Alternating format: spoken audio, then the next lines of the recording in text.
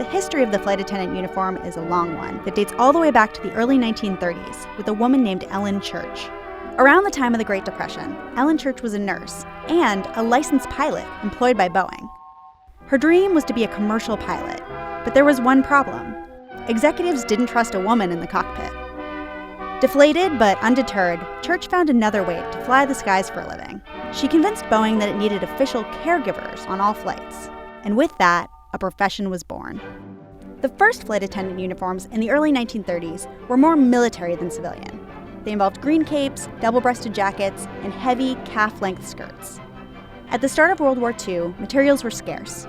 Pleats and heavier materials used in flight attendant uniforms were abandoned in favor of outfits that required fewer resources to produce.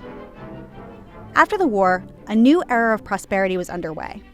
Family incomes rose steadily, while flights became safer and more affordable.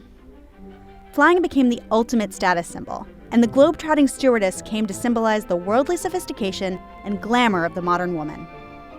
Airlines commissioned Madison Avenue agencies for ad campaigns, and famous fashion designers to create memorable looks. Trans World Airlines hired Jackie Kennedy's designer, Oleg Cassini, to design for its attendants. And Beverly Hills designer Don Loper teamed with Pan American World Airways in 1959. He continued the trend of designing uniforms that were equal parts function and sophistication. Then came the 1960s, and in-flight high fashion really took off.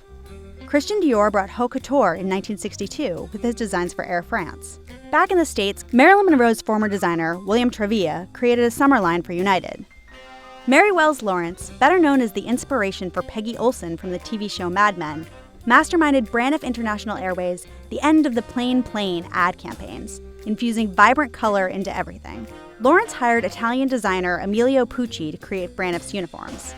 He introduced the AIRSTRIP, a multi-layer uniform hostesses could take off as the temperature in the cabin changed. Dressed in Pucci's boldly patterned and functional designs, Braniff's attendants were soon celebrated as the most glamorous in the business. Other airlines followed suit, as the era of fashion designers dabbling in uniforms continued into the 1970s. United hired Jean Louis from France, and the result was the popular A-line dress, available in 3 different colors. Oleg Cassini returned to the scene, this time with Air West. During his 3 years with the carrier, Cassini introduced futuristic-looking uniforms that very much matched with the vibe of the era.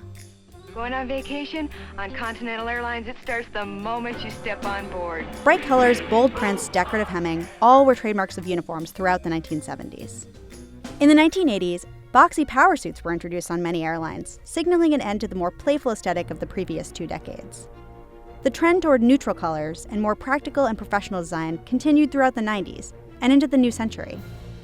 And that's not a bad thing. As the profession diversified to include a range of ages, races, and genders, the fashions evolved as well. Today, as it always was, there is a certain glamour to the iconic flight attendant look. And, like everything else in the world of fashion and corporate branding, new waves of change are still to come.